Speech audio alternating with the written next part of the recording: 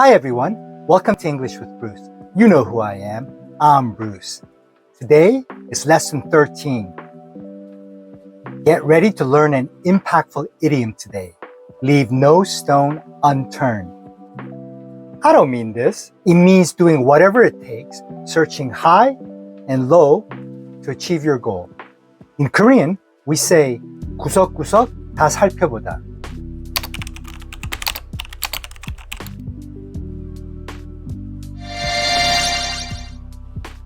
Let's see how we can use it in real life. 1. We left no stone unturned to make our wedding perfect, from the music to the decorations. 2. The detective left no stone unturned while solving the case. Now let's practice. Say it with me. Leave no stone unturned. One more time. Leave no stone unturned. Outstanding. Don't forget to watch part 2 of Small Talk this Wednesday. Remember, each phrase brings you one step closer to fluency. Keep practicing, stay confident, and I'll see you next time. Like, subscribe, and hit the notification bell for more exciting lessons.